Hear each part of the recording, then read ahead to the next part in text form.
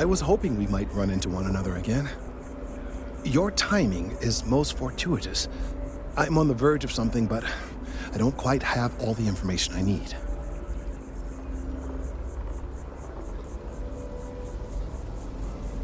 You have no idea how much I appreciate that, truly. Of course, now that I understand more about what's going on, it seems plain as day, and yet I never would have imagined it before. The tertiary trunks have also liquefied their interiors, but they're not vibrating. I thought perhaps it was some sort of defect, but it's much simpler. They're listening.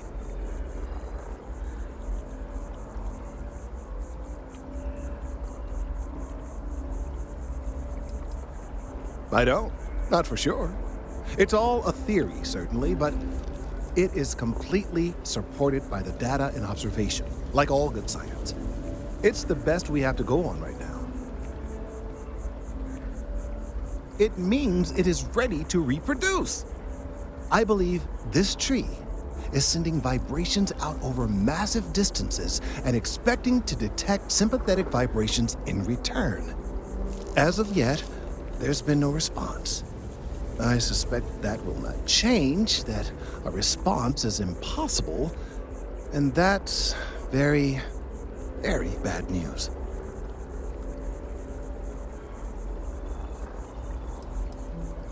We're continuing to see an increase in the strength and frequency of the vibrations. I don't know how much more significant it will become. If there's no response, the tree may vibrate itself and some nearby portion of the city to destruction. Now, as of yet, there has been no response, and clearly none of the nearby individuals are a correct match.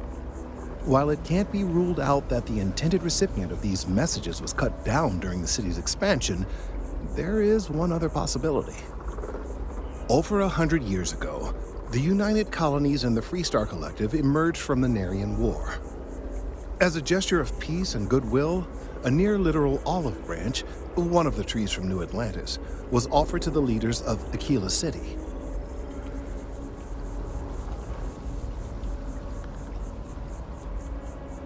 Nice. Short-sighted and ill-advised, in my opinion. Of course, you can't just uproot a native species and plunk it down on some other planet in a totally different environment and expect it to grow. Clearly, no exobotanists were consulted ahead of time. The end result was wholly predictable. The tree died within a few short years. Clever, but no, not necessarily. The tree died, yes, but branches were kept. At least one still exists in the museum there in the city. If I had that branch, I could get DNA samples, and then using various data I've gathered, I could attempt to simulate a response. We could then broadcast that response and hopefully calm down our friend here. But as I say, I need that branch.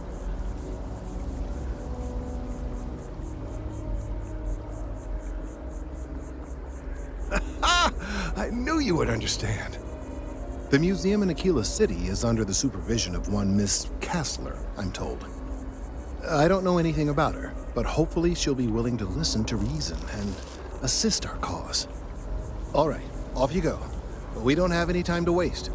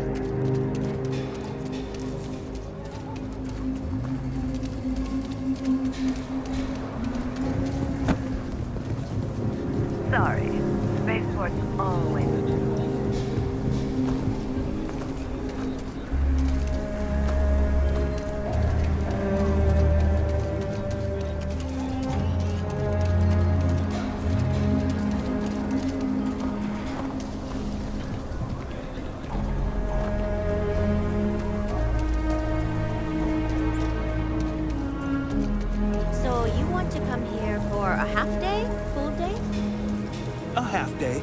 I talked with Miss Castler, and she'll give a full guided tour. I mean, no offense, but isn't it a bit small? And there's not as many attractions as I'd like. Miss Castler built this whole thing off donations and what she could throw together. It's not like Aquila's swimming in museums here. Fine. But I want your class to write an essay about what they learned. I was planning on that, ma'am.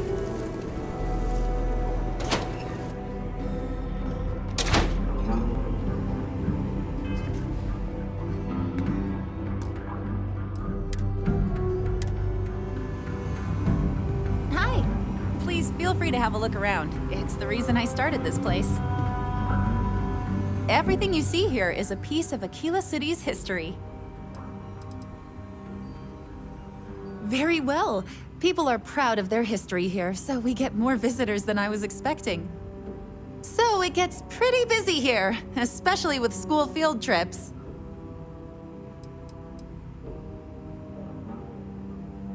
Aquila City was founded over 150 years ago by Solomon Coe, a scientist and explorer from Earth. Along with other settlers, Coe built the structures you see in the part of the city we call the core. Those proud buildings still stand today. The planet was dangerous, so they built a wall around their settlement. Eventually, they ran out of space and started building outside the wall.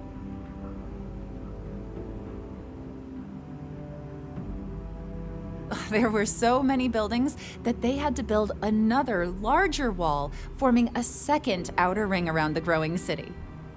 Of course, the city didn't stop growing, and before long, the third wall, the outer wall you see today, was constructed.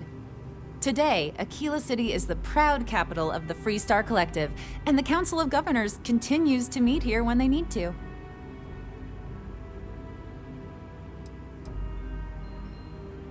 Most people know Solomon Coe as the founder of Aquila City and the father of the Freestar Collective. He was an astrophysicist who lived on Earth in a place called Wyoming. Solomon was born around the time people first started living in space. Later in life, he designed starships, and when Earth was in peril, those ships helped to save humanity by taking them to new homes in the stars.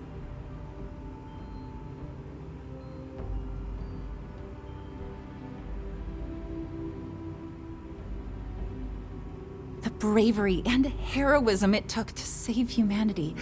Whew, goosebumps. During the Great Exodus, Solomon came to this world. He named our star Cheyenne, which was also a place on Earth, and gave Aquila its name too. He and some others built the settlement that would go on to become Aquila City, and his descendants still live here today.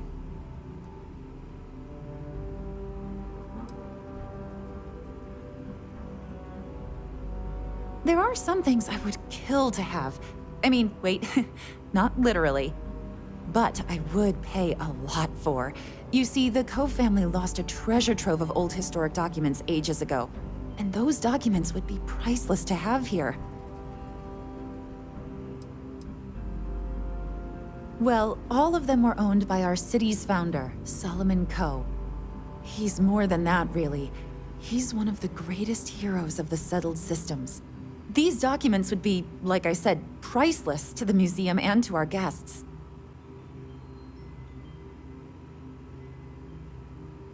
Their absence pains me.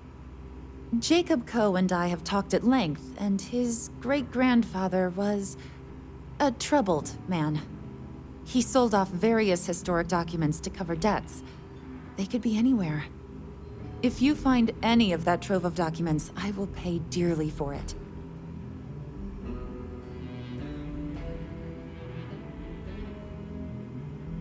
Thank you. Think of the future generations that could benefit from seeing such important history.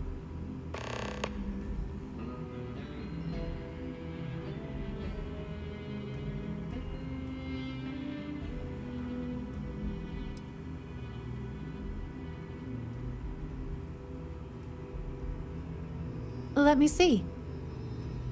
Minutes from Solomon Coe's first meeting as governor of Aquila. So historic. If you find anything else, please come back.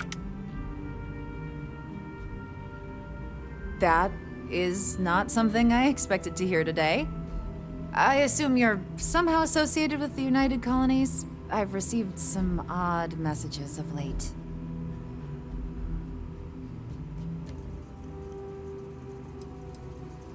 Several that bordered on being incomprehensible.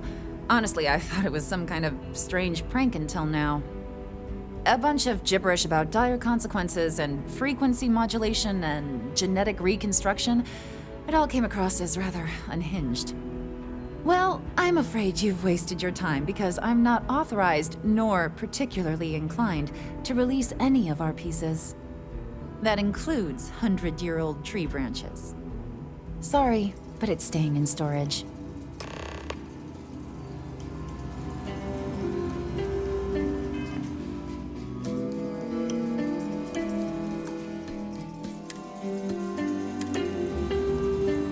If you find any more of the Coe family's legacy, please let me know.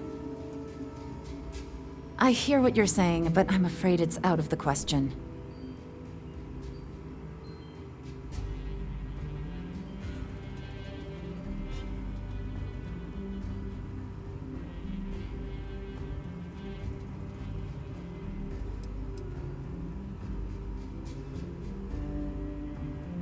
Now you're just trying to confuse me. It's a dead branch, and it belongs to the museum.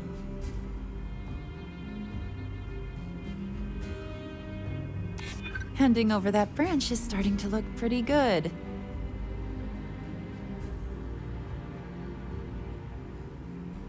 I guess it couldn't hurt.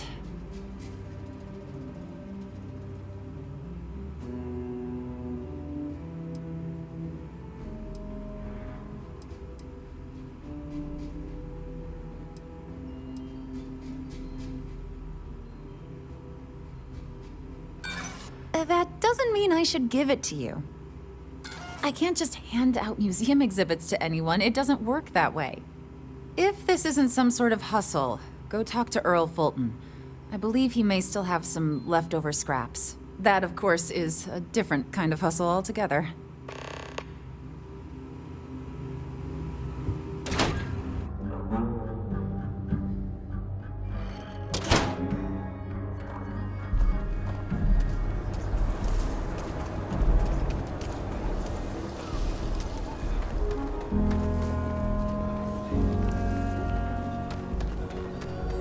Could I get the digital copy of the things I buy here?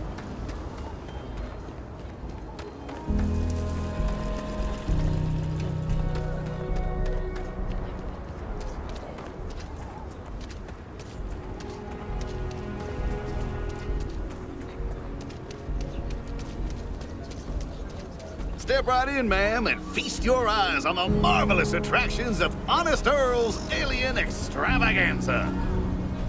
I can read the sign. Of course you can. But can you believe your senses? Creatures great and small from the furthest reaches of the settled systems. Here, in the stretch? Yes, right here, right now. Things you would never see in a million years for just a small price of admission. Huh. Well, it's not that much. Come right in. I'm surprised there's a place like this in Aquila. Honest Earl, that's what folks call me. You know, you don't just get a name like that by accident.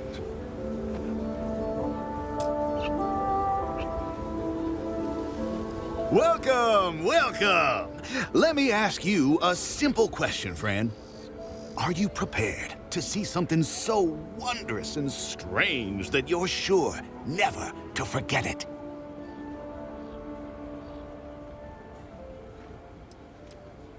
I'm offering you the chance to see something truly exotic and unique. Now, a small remittance is involved, yes, but if you allow me to explain, I think you'll agree it's a price that's more than fair. With pleasure. We got animals from the deepest, darkest corners of the settled systems. What you'll see will delight and amaze. Just a modest fee, and you can feast your eyes. I envy you, truly, for this opportunity.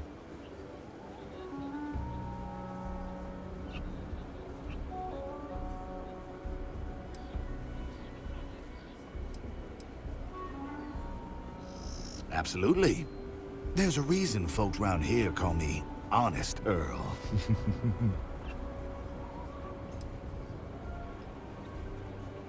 Confound that woman. I paid good credits for that lumber, which, by the way, she was just going to throw out, and she has no right to say otherwise. Why, if I had a receipt, I would gladly produce it. And after all that, none of my exotic beasts would even touch the stuff. In the end, I'm the one who was robbed.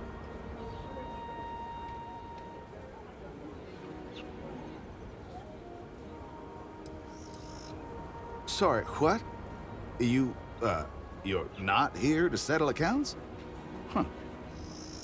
May I ask what your business is, then?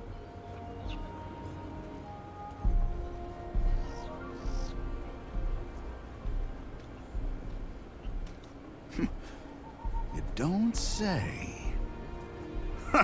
Well, my friend, you will be happy to know that this is your lucky day. I do indeed still happen to have some of that exquisite hardwood and would be willing to part with it for just a few credits.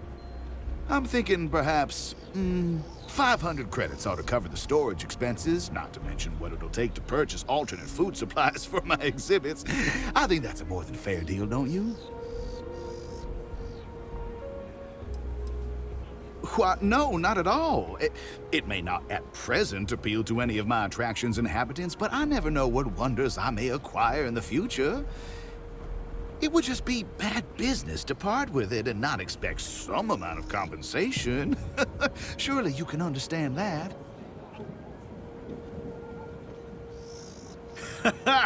Wonderful, wonderful. Now, let me just see if I can locate some of that wood.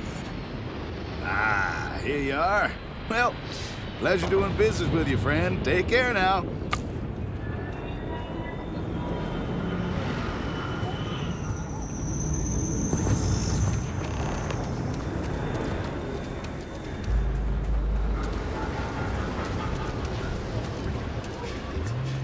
It could have been way worse.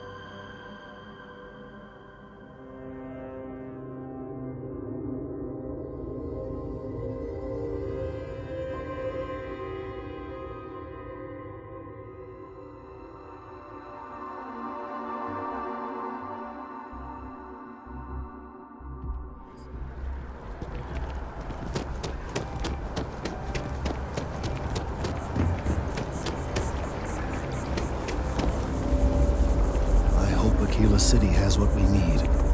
Have you paid a visit to Miss Castler in Aquila City?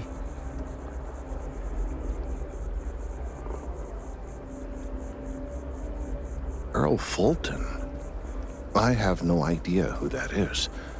Hopefully he's trustworthy. Well, I'll trust your judgment. And beggars can't be choosers. Let's give it a shot. Now, I just need a moment to analyze this and synthesize an audio response to our friend here. Right, so we'll feed in a sample.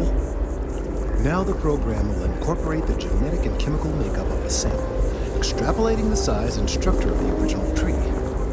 This was put together rather hastily, so complete accuracy is impossible. But I'm hoping it's enough. And there it is. Our best hope for a positive solution to this mess.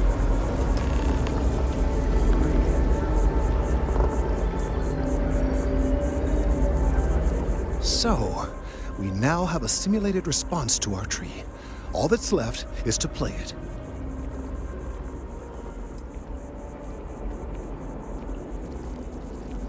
An excellent question.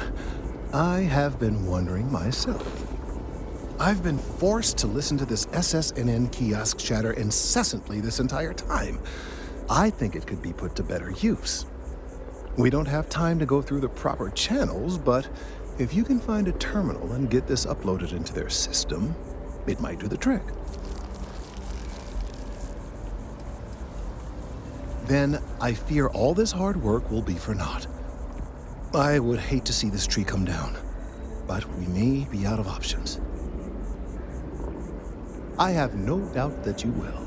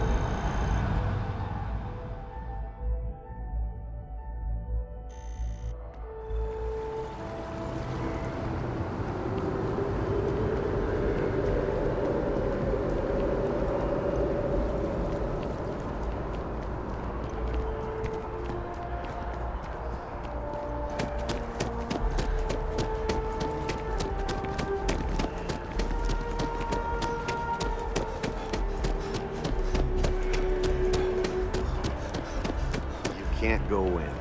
You just can't. But David's my friend.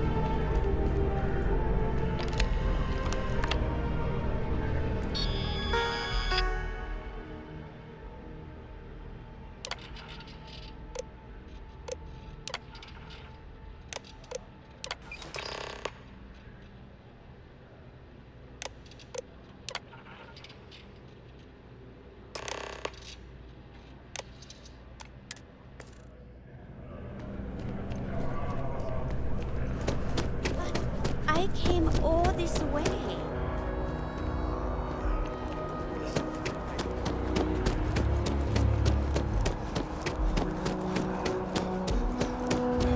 They'll have our table ready, sir. We have to come early. You know they'll be late. It's a matter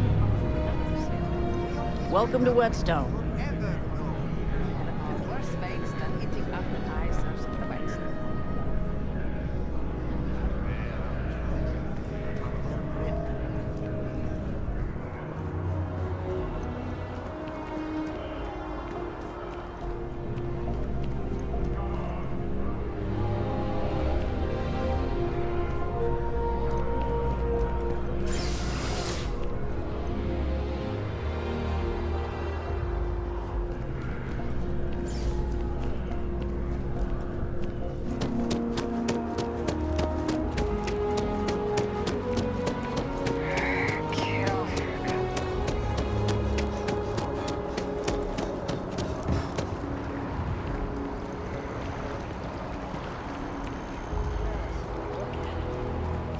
It took years to get it looking just like this.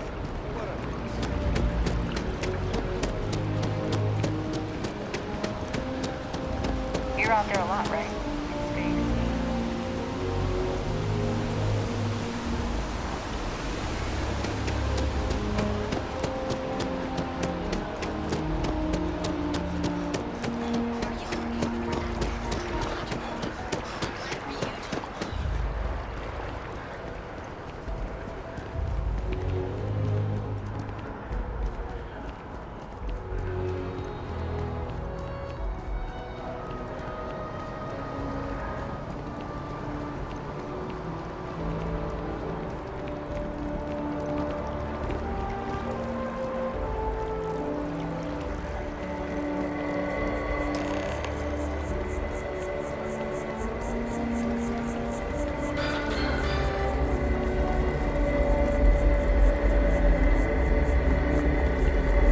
We've done it!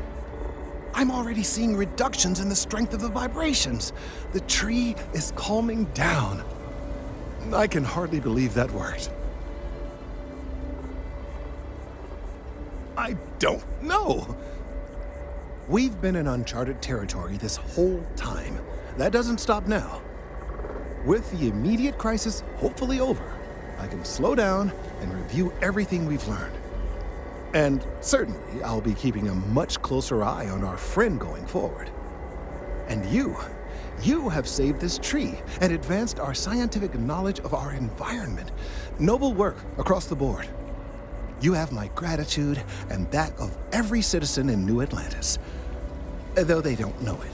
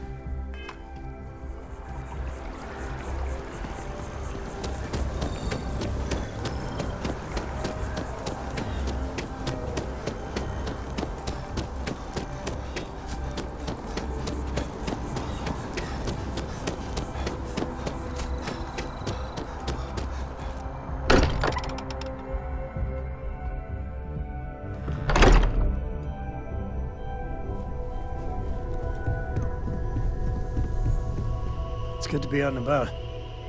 Lives get stuffy sometimes.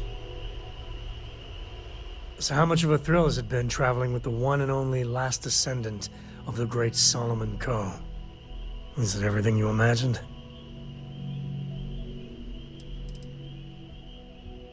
Ain't you ever heard of sarcasm, friend? Okay, so how's it traveling with one of the great Coes? That better?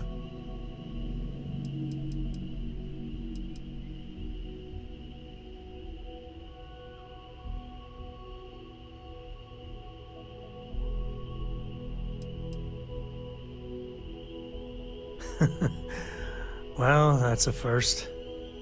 I gotta say, it's a relief being with you. So many people hear Coe and they expect me to pull some miracle out of a hat. Time has a way of just building on itself. Solomon was a good man.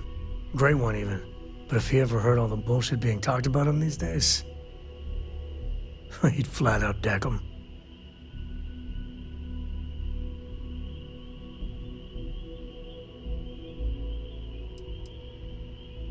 There's books about him, lots of them. All right, a couple of high notes. He was one of the first grav jump explorers, back when they had no idea of the dangers. First solo jump out of Sol System, all him. He explored all the planets in Cheyenne and settled Aquila. Plus he formed the whole Freestar Collective with Voli. So, as you can see, the names got some serious heft. I am. And I'm not. Yeah, there was a time, well before Korra, where it really weighed on me. Felt like every little thing I did or didn't do was a reflection on our great legacy. It's enough to drive you crazy. Now I just hope I can help Korra to... I don't know.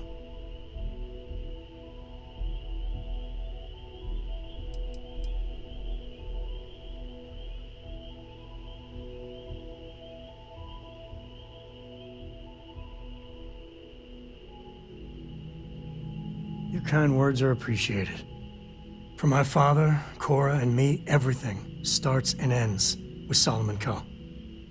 He looked out at the stars, and he dreamed a way to get there. Imagine being the first person to jump into a new system, set foot on a new world. Well, I get it. That's powerful stuff. And now... I'm just getting sappy. You're a bad influence, you know that?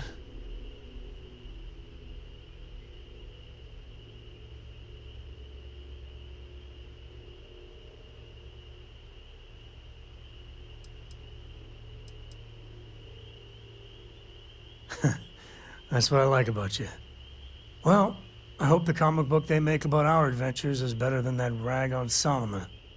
The stuff they publish is just downright embarrassing.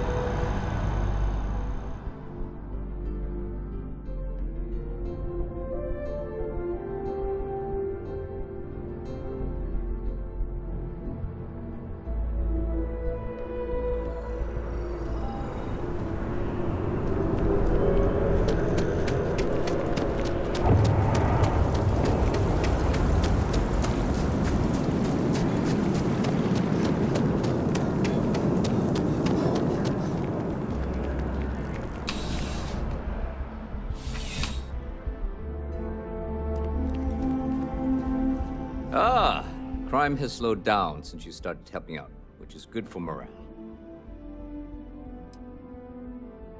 It's a lot of work, as always. People like to say, New Atlantis is the safest city in the settled systems. How hard could your job be? Well, safety doesn't happen by accident. It takes a lot of work and a lot of people. Yep. Something just came in. Scuffle over at the Dawn's Roost. Security on site handled it, but now one of them is saying the other guy stole his wedding ring. Problem is, he left without identifying the perp, so I need you to talk to Royce Elgin at the Dawn's Roost. See if you can fill in the gaps.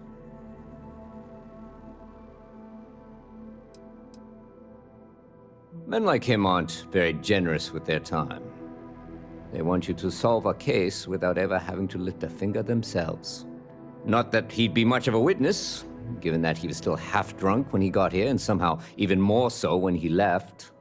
Sorry, wrong word.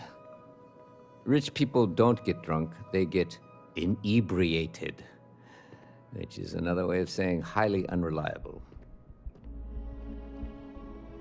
Good. Report back here when the matter's resolved.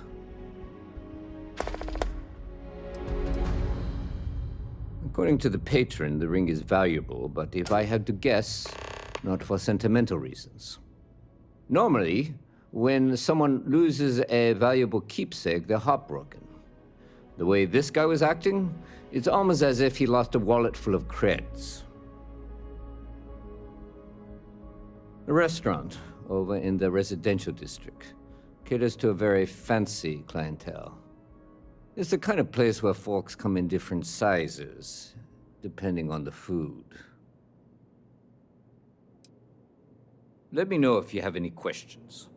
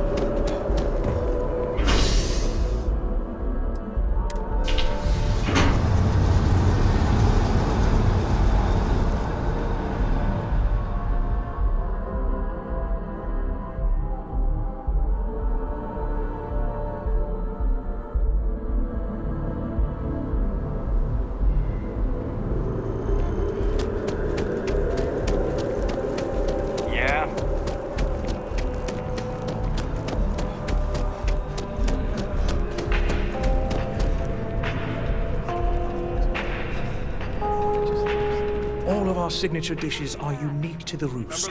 You won't find anything like them anywhere else. The Dawn's Roost represents the highest quality, from the ingredients to the decor. No expense is spared. Anyone who has sampled our offerings will assure you it is all worth it. Yes, of course.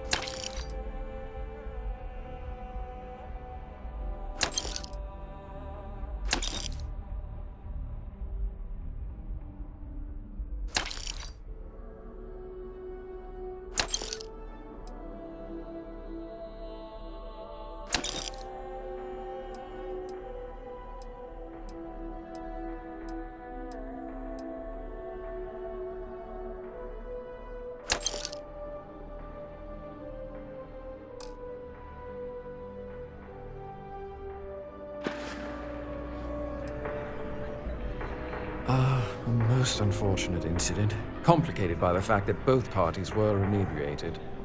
While I wasn't privy to the entire argument, Hugo and Octavio had been dining here together for quite some time. So it was surprising to see them at each other's throats.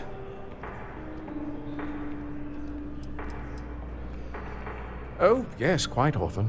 They had a usual table over in the far corner, with all the traditional accoutrements. Music, candles, wine. You see where I'm going with this. But this time the two had barely sat down before the argument got heated. Thankfully, security stepped in before anyone got hurt.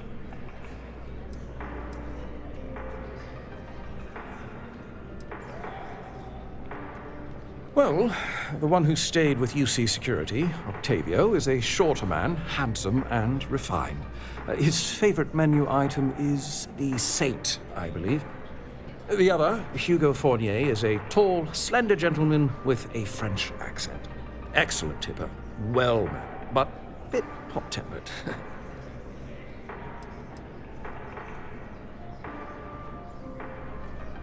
I wasn't witness to any theft, and both men were wearing rings, if I recall correctly.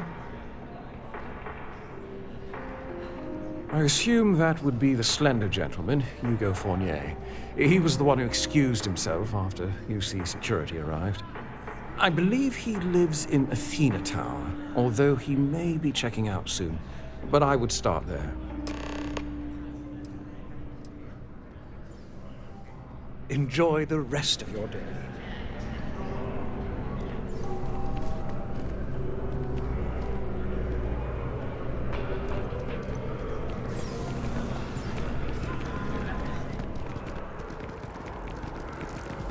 I'm applying for a job at Home but...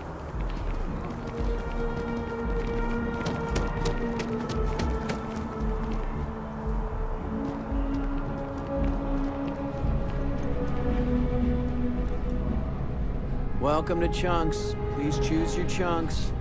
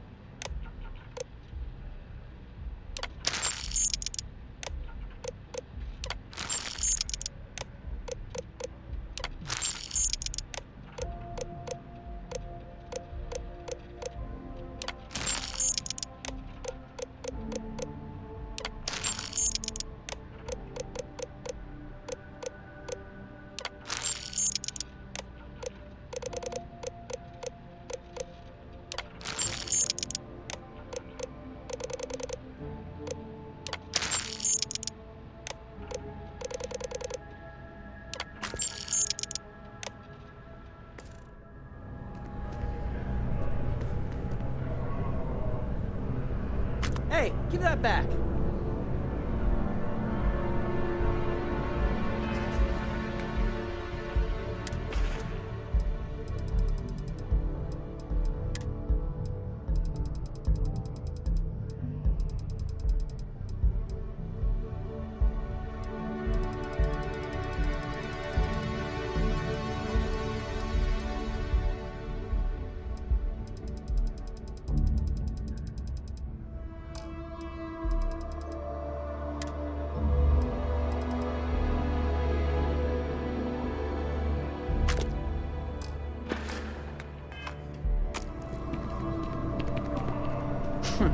Nice try.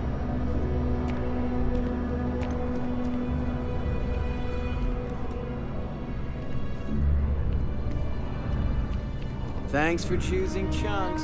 Which chunks would you like today?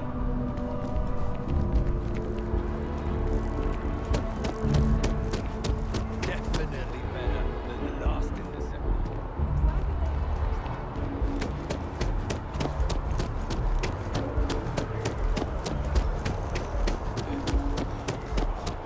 Last minute check. Breath? Hello. Check. Shower? Oh, I can't believe that. Check That, and double that check. liar, that manipulator, that. It's never let me down. You are ready for some shock and awe, girlfriend. That lying, He cheating, wants no foul one to- piece of Dawn Glider dropping. If I had my way, I'd tie him to the back of a ship and grab jump it right into the nearest star. 5 years we were together, half a decade! And he threw it all away for that waiter.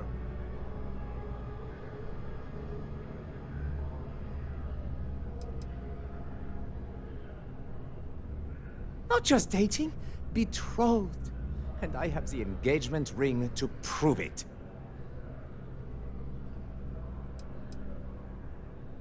No, there are some things in life that cannot be repaired. Cheating is his way of saying, I don't love you. And without love, what's the point?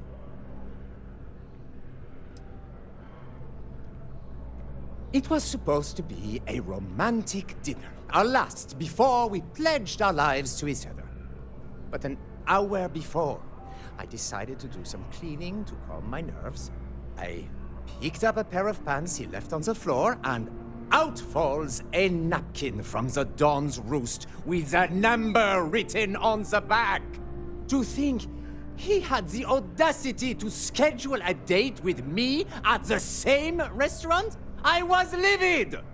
Still, I went to the date and held it together just long enough for the waiter to serve us, then I went off!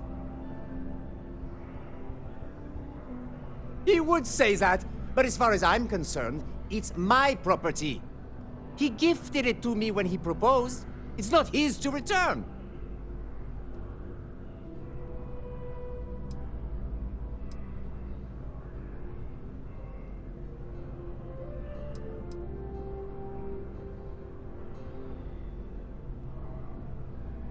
I don't care. I'm not giving it to you.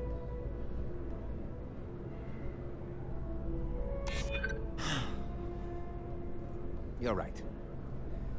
My stubbornness gets me in trouble far too often.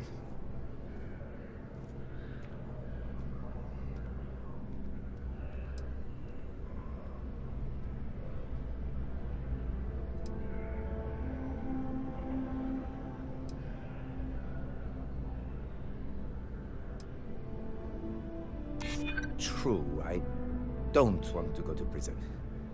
I've heard stories and they rarely end well.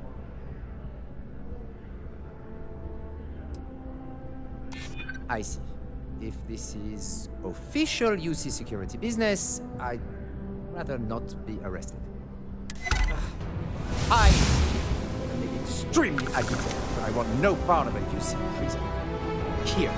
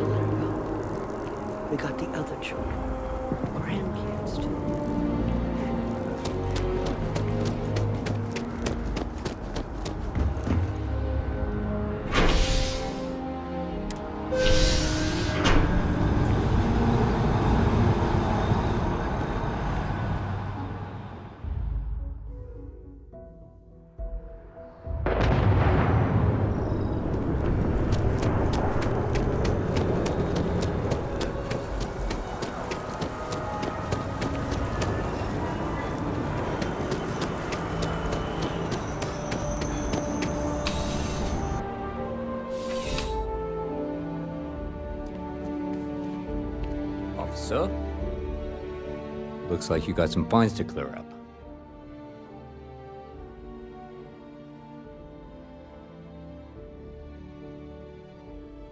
Good.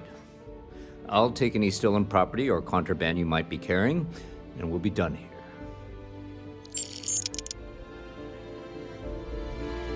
What can I do for you? Ah, perfect. Did you manage to get the ring back?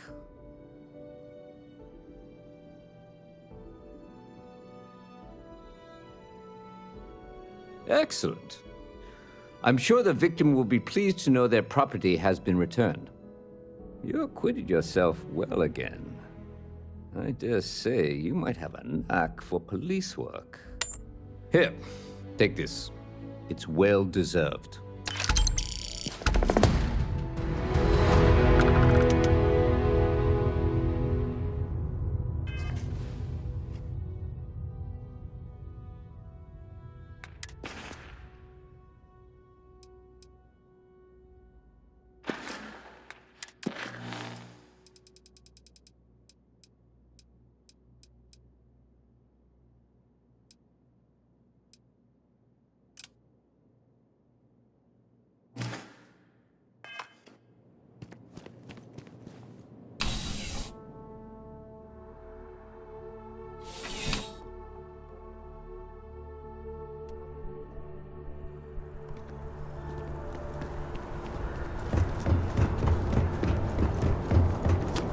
Everything good? We're here to help.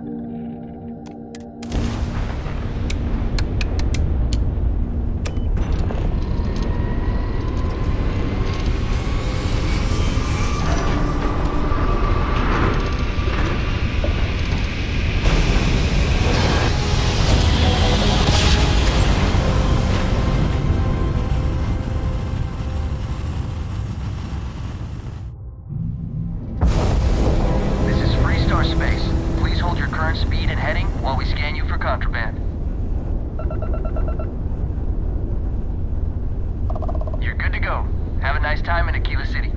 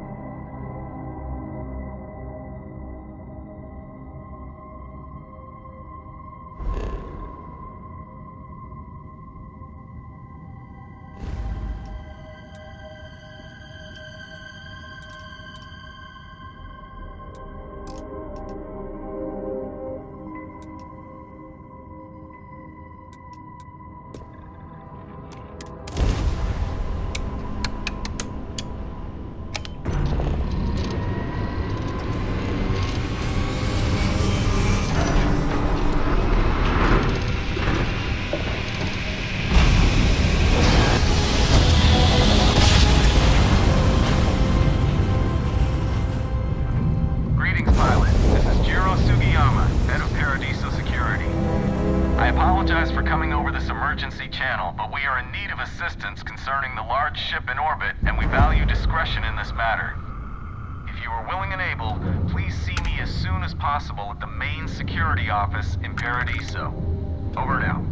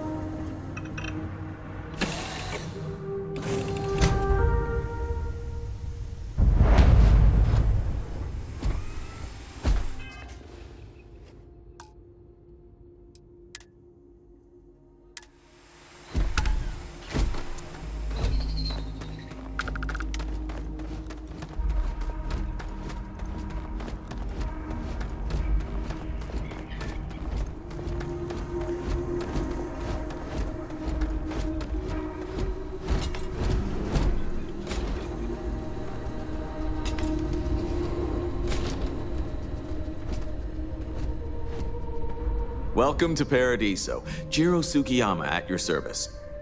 Do you have a security concern, or is there something else I can help you with?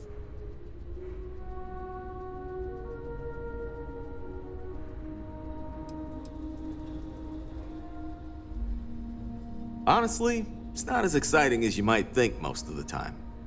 More often than not, we're just handling drunk and disorderly conduct. Heck, even pirates leave us alone for the most part. I think it's because some of them actually vacation here. As long as they're not bothering anyone, we've been told not to worry about them.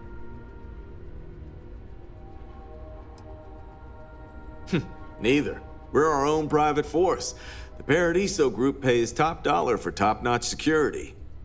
And I dare say we're some of the best in the business. We have to be out here on the fringes of the settled systems. Ah, yes, of course. I'm glad you came. As you can imagine, we're in a bit of a predicament. Under normal circumstances, we would not enlist outside help in this manner. But this is a matter we can't afford to worry our guests about. As such, we need to handle this discreetly. Failure on your part to do so could have severe consequences. So, before we proceed, can you swear not to discuss this with anyone else unless explicitly directed to do so?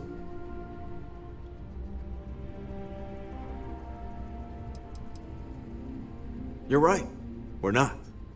Which means we're not bound by anyone's laws but our own. In other words, it's our system and our rules. Neither the UC nor the Freestar Collective will help you if you get into trouble here.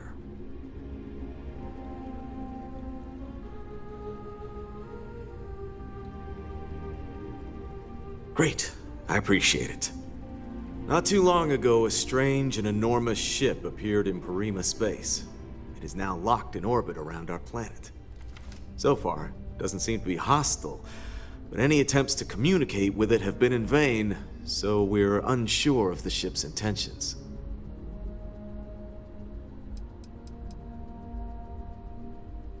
It bears no discernible markings or allegiances to any manufacturers we're aware of. I'm hoping that doesn't mean we're dealing with some sort of new deep space threat. Not quite. It took some time, but we received a transmission. It was all, pardon the phrasing, it sounded almost alien, like nothing anyone's heard before. Clicks, distorted groans, buzzing, really disturbing sounds. Now, one of our engineers says it could just be some busted comm equipment or incompatible signals, but we're not sure. So far, no one's disembarked from the ship, no landing craft, nothing. We don't have the staff or ships to spare, otherwise we'd dock with it and attempt to board. Can't say for sure. Looks worn, but not cobbled together like a Crimson Fleet junker. Others have been saying it's some new Varun design, a gigantic battleship with hidden armaments preparing for assault, but that doesn't check out either. There's also been talk about non-human sentient life. The comms data we received might support that, but humanity's spread far and wide and no one's ever encountered anything like that. Still, first contact. Could you imagine? It is. Whatever's going on, we need to approach this with care. First, see if you have more luck communicating with them. If not, you may have to try boarding. Whatever you do, it's important to remember to seek diplomacy with who or whatever's on board. As soon as you have any more information, report to Oliver Campbell. He's the CEO of Paradiso. All formal decisions will need to go through him, and he'll have your pay. Good luck.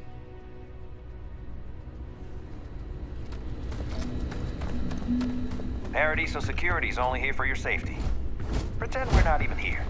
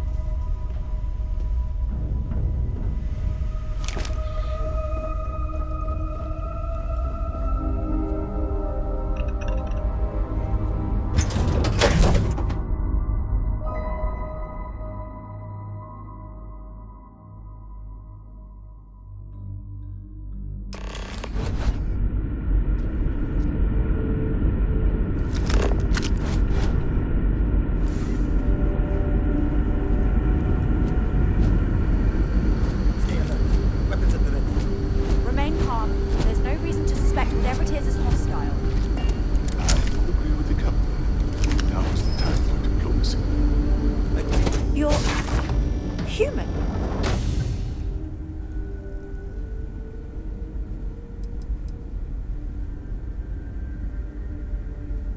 Oh, we're human. From the planet Earth in the Sol system.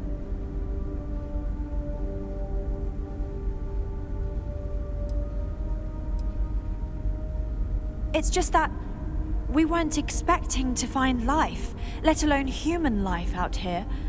We thought we were the only ones to leave Earth. Perhaps we should greet our guests. Of course. Manners. I'm Captain Diana Brackenridge. This is Security Officer Bomani Reader. And this is Dr. Mabuti da Costa, one of our elders. A pleasure to meet you.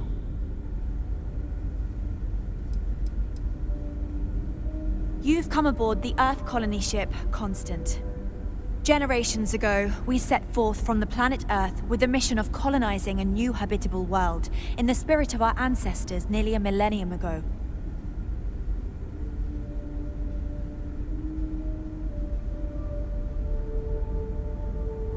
I see.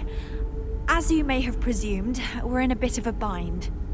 Our ship has finally completed its near 200-year journey from Earth, only to find our new home seemingly colonized by, well, we don't know.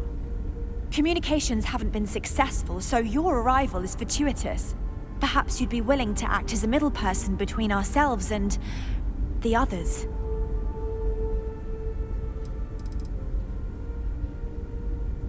We're not entirely sure. Our engineers believe it's possible that our technology just isn't compatible with theirs. All we hear when using them to communicate with anyone is a bunch of disturbing noise. It gave me the heebie-jeebies at first. Well, the short answer is, we didn't. It's a generation ship, which is to say that most of us lived long, happy lives on board and passed our mission down to our children.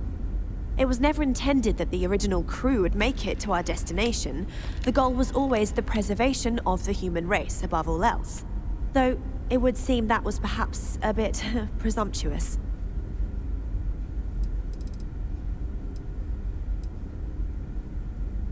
We do. Well, sort of.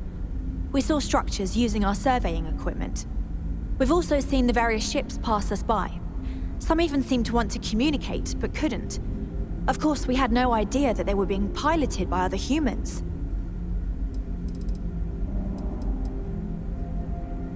Ah, your question confirms one of our recent theories. It would seem that some form of faster-than-light travel or space-bending technology was invented during our long journey. That would explain why we would find people this far out into space. I guess technology leapfrogged us at some point. Interesting. I can only imagine that our predecessors didn't believe the technology would ever work, and so they made the decision to leave when they did.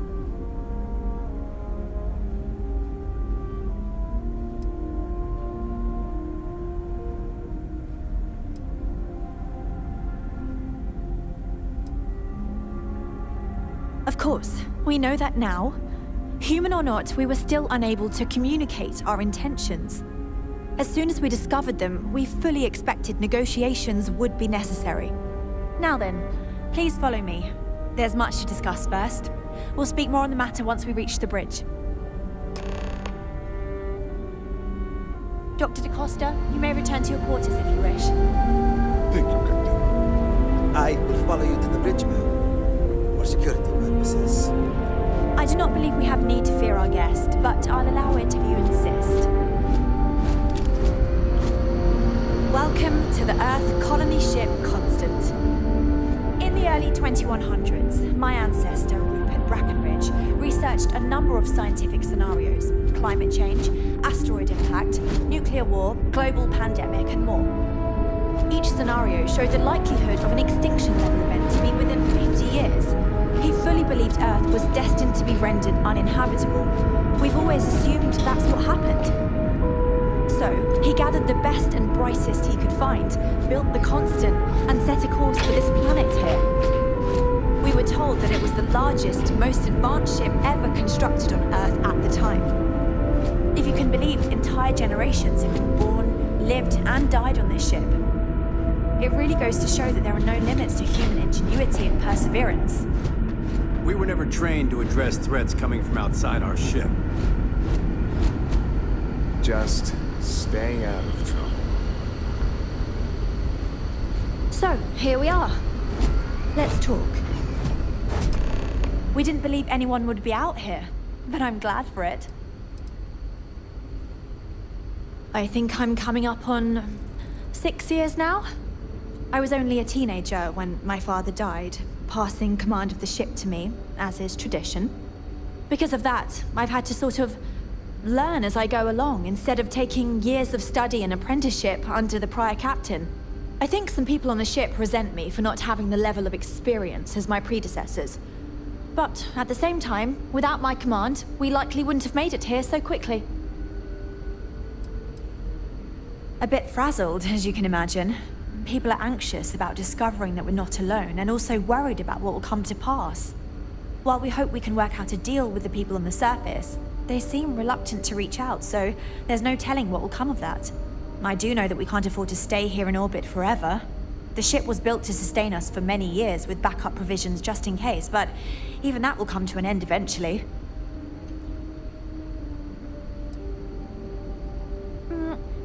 Difficult is the wrong word.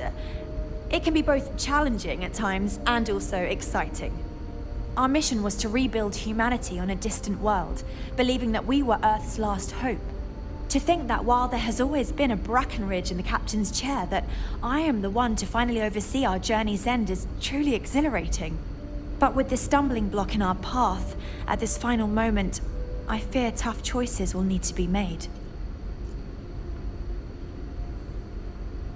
Well, as I mentioned, we've been unsuccessful in communications with anyone up until you arrived, though not for lack of trying. But since you're asking, maybe you'd be willing to be a sort of diplomat between us and them as we attempt to resolve our situation. Does that sound agreeable to you? We suspect that our equipment is woefully obsolete compared to whatever you all have now.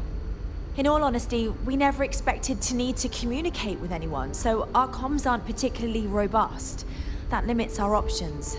We even attempted communicating with lights and sounds, something we saw in an old movie, but I don't believe they picked up on it. If anything, it may have inadvertently alarmed them.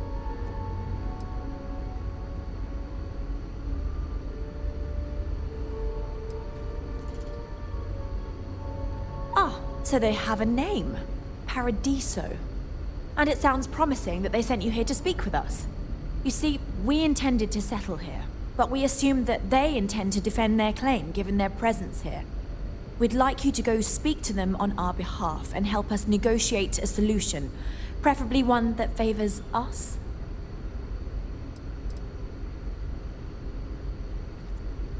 Based on the data our ancestors had when they launched this endeavor, it was determined that this was the perfect planet for us.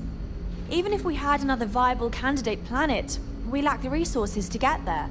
And as you know, it took us 200 years to get here. Our people have no desire to go back to drifting the stars so their children's children can possibly settle on an inferior planet.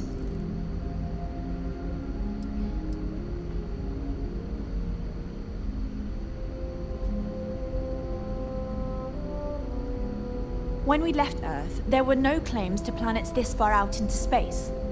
We had assumed that we were the only ones attempting a generational journey such as this, meaning that there would be no need for a formal claims process. Regardless, my ancestor, Rupert Brackenridge, did manage to file a charter for this planet's first colony, to be named New Jamestown. According to his records, no one took it seriously when he filed it, so likely it was either ignored or the records were lost to the ages. Given humanity's lack of interest in colonizing the far reaches of space at the time, it shouldn't have been a problem. But again, here we are now.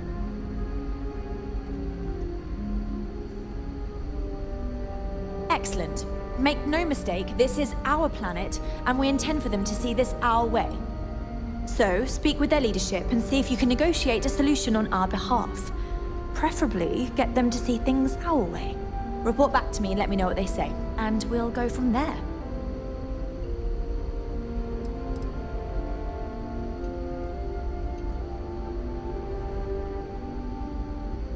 We thought about it, but it simply won't do. I need to think about the distant future of our people. Sure, our first settlement may be small, but our predecessors dreamt of our new civilization spreading across the globe. That will be difficult if someone else plans to do the same. While we're not completely close to the idea of sharing, it's much easier if we have complete domain over this world.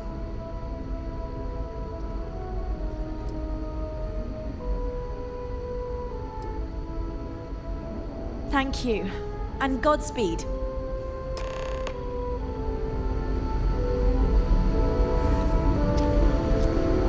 Just because our equipment's old, doesn't mean it won't work today.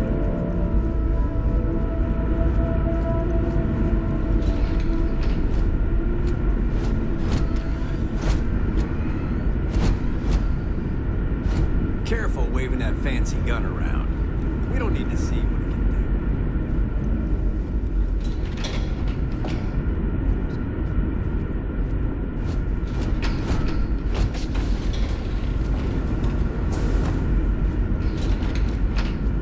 Never seen a ship like yours before.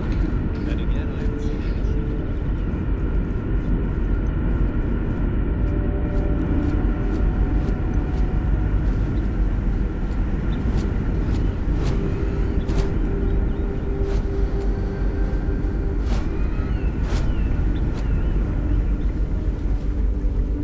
Wonder what he's like.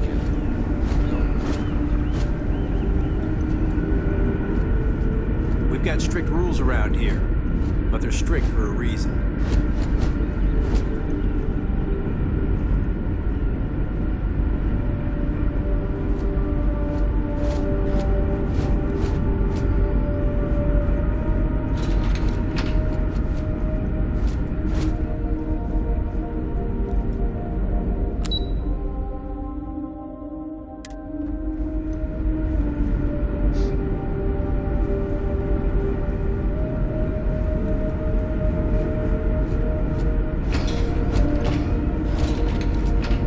Constant is a peaceful ship.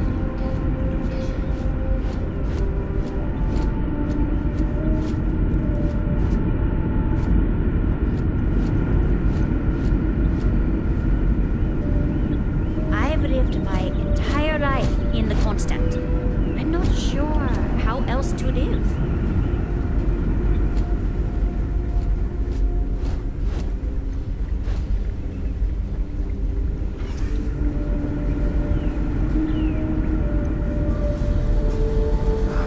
Tell you how many times I had to make do with inelegant solutions to complex technical problems.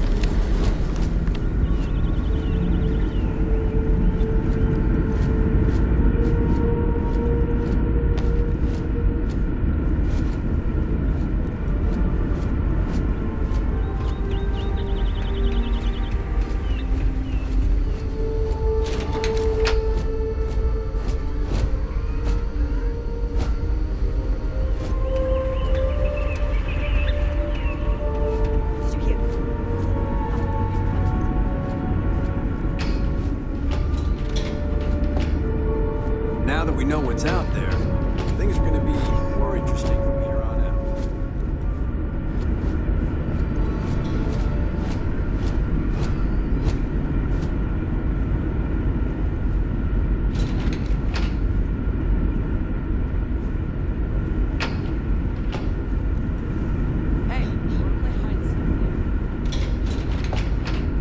We've got strict rules around here, but they're strict for a reason.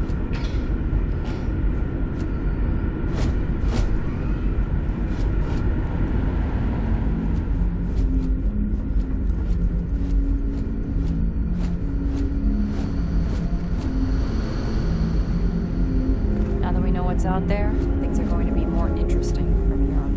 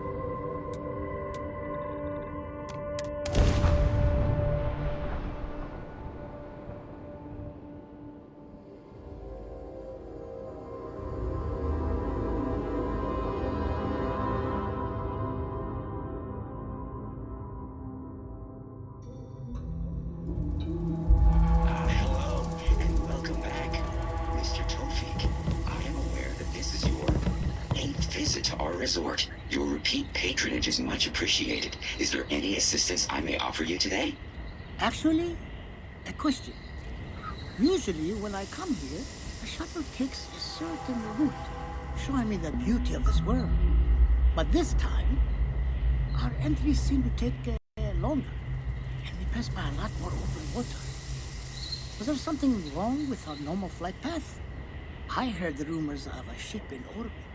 Please allow me to apologize for this inconvenience. This alternate entry was required due to a meteor shower affecting the usual descent route. Nothing to worry about. To make up for this, allow me to credit your account with a 15% discount on spa amenities. Once again, we are dreadfully sorry. It's okay, Viator. I know you're programmed to be overly concerned with your service. I just wanted to know why. But thank you for crediting my account anyway.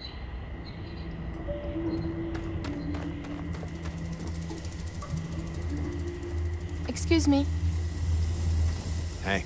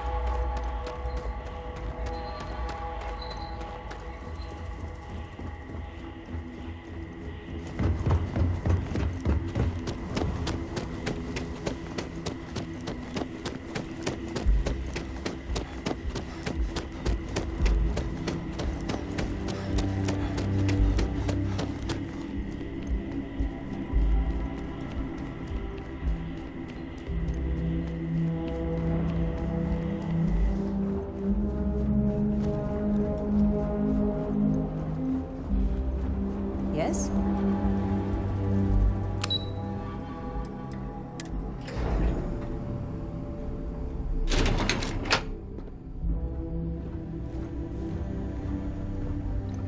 Okay. Hello. Let me know if I'm able to help with anything. If the Paradiso board is busy in a meeting, you can always count on me to relay your message. During the day, I'm all business. But when work's done, I like to enjoy the resort like everyone else.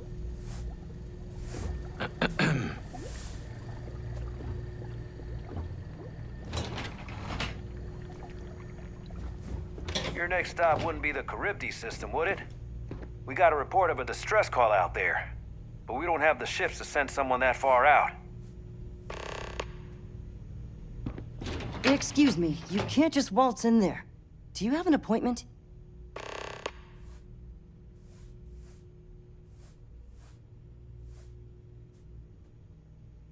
Oh, you're the one they're waiting for then. Do you need anything else from me before you meet with the board?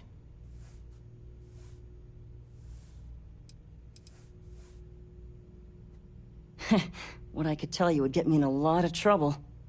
Most of them are typical sea-level execs. I doubt you even need to use your imagination for that. The ones that show up to work day to day, at least. I swear, I've never even met some of them, because they chill at their own private, secluded beach homes all the time. Anyway, be smart around Oliver. He's got a way of getting what he wants without you realizing it. And that's all I'll say.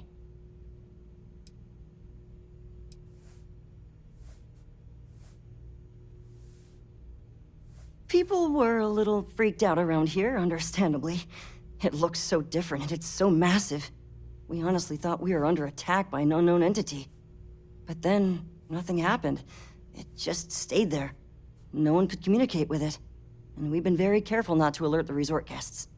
The board believed it would be bad for business. I can't speak for anyone else, but I've got a pretty high-pressure job working as the executive assistant to the Paradiso board. You can imagine dealing with a team of execs, trying to manage all of their schedules and their other whims. But it pays well, and they give me a nice executive suite at the hotel to live in. So it's not all bad. Free access to all the resort's amenities after work helps too. Sure. Have fun in the Shark Tank. And don't worry, even they call it that.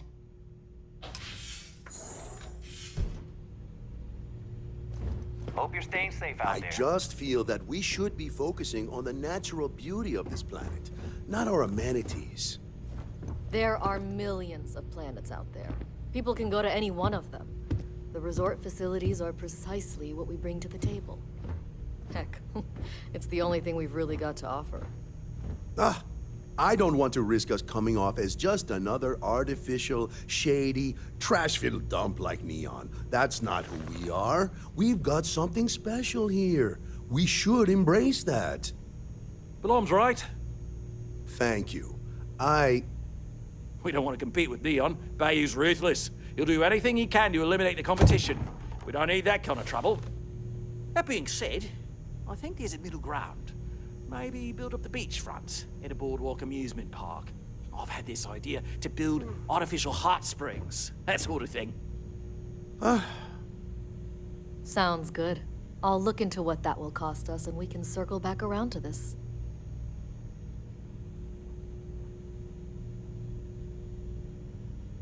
If it's not important, bring it up with Kiwi. If you've heard about us elsewhere, chances are it's because of me. Come on, mate. Loads more interesting things to do outside. No need to mill about in here.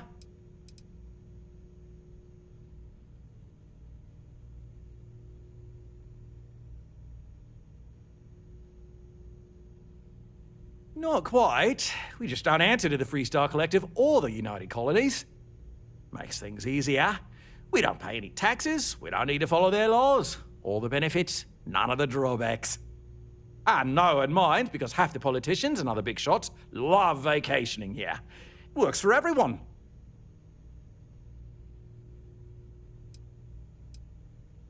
We, the Paradiso Group, bought the rights to this planet years ago with the intent of turning it into the biggest and best resort in the universe.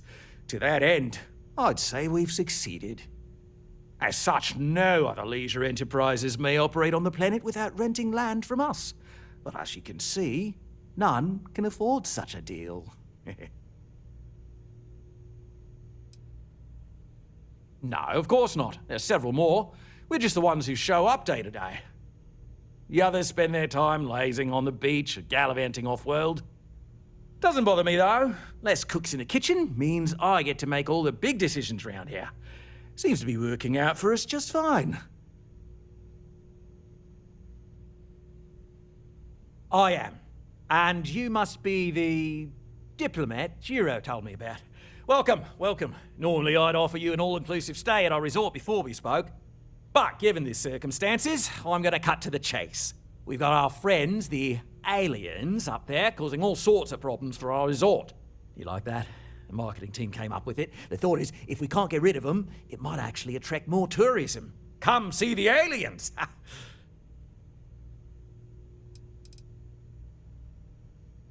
We run a premier resort getaway here. We can't have our guests concocting stories about some budgy old ship hanging around up there. As it is, we've had to reroute our luxury liners round the other side of the planet on entry so no one sees it. It's bad for business. We need to nip this in the bud and take care of it before the tourists catch on and cause a scene.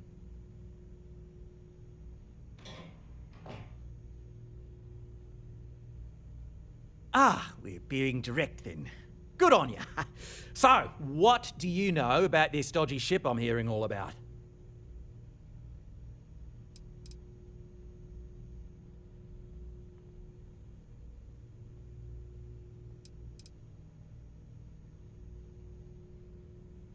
Well, that's something.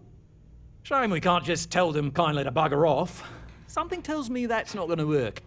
Now, tell me, what are we going to do about it?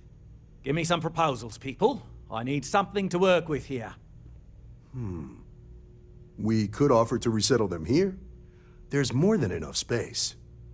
They could stay here, temporarily. But it'll cost them.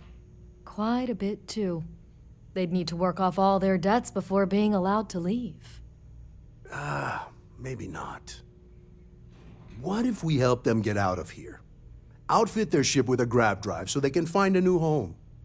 We could even lend our engineers to help and give their captain an updated star map. What do you think? Sounds costly. We can't absorb that cost, and it's unlikely they even have compatible currency, let alone enough for the transaction. Someone else would have to foot the bill. Oh, I swear this would be a lot easier if they ceased to exist entirely. Anyway, Seema's got the right idea. Either works for me. Just tell me what you want to do.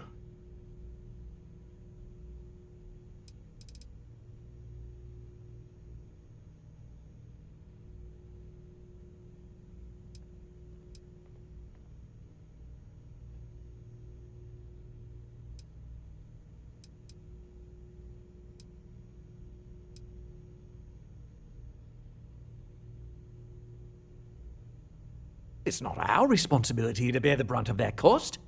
We're being more than generous by offering the use of our engineering team to help install it. A custom grav drive can't come cheap, and I assume they have neither the monetary means nor the connections to get a hold of that kind of technology. That leaves the only other party in this negotiation. You.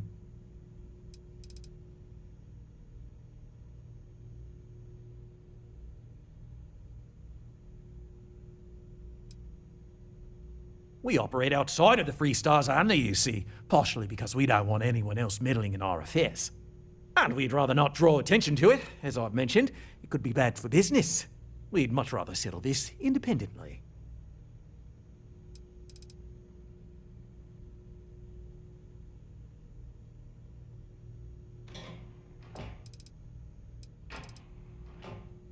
We own this planet, they don't. Here at Paradiso, we don't like leaving things to chance. Who knows what these people will do with their land? Imagine the landscaping disasters they might come up with, and how that might mar the satellite imagery of the planet in our brochures. No, much better to assimilate them into our culture if they come here to live, rather than leave it to chance.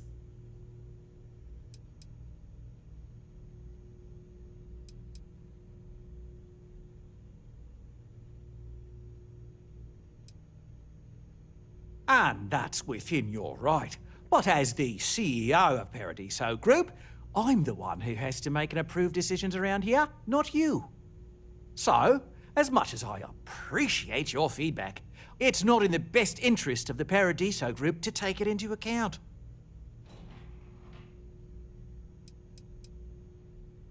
I'm not suggesting anything, other than it would make our lives so much easier if that ship ceased existing. Make of that what you will. Oh, I didn't say that specifically. This would be a mutual contract for room and board in exchange for services rendered. Of course, there's no telling how long this arrangement will last, given the substantial costs we'd need to take on in order to accommodate them here, including their continued room and board. But this may save the resort on operating costs in the long term, as we'd be able to let go of some of our current paid staff.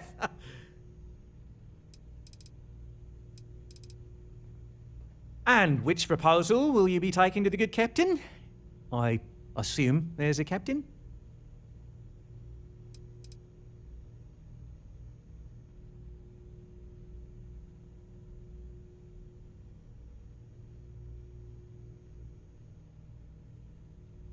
They'd be hard-pressed to defend their claim in any courts. Our charter goes back years. It was registered with both the UC and Free Star Collective, per the Centaurus Proclamation. We may be outside the settled systems, but that charter's official as can be. I'm sorry, but you're going to need to be the one to break the news to them that they need to make a compromise or leave.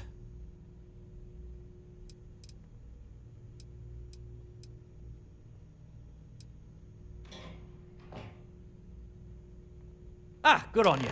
You want to see a man named Benny St. James over at Hope Tech. He's the best in the business. If anyone can retrofit a 200-year-old ship with a modern grav drive, it'd be him. We'll coordinate our engineering team with his when you return, though you may have to help the Constance engineers prepare for it on their end.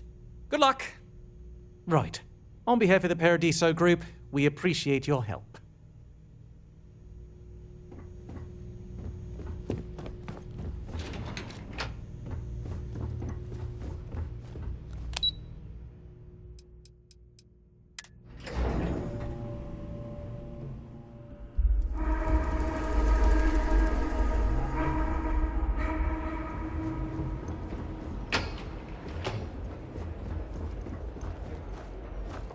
This is probably the best vacation I've ever taken. Your safety is our #1 priority.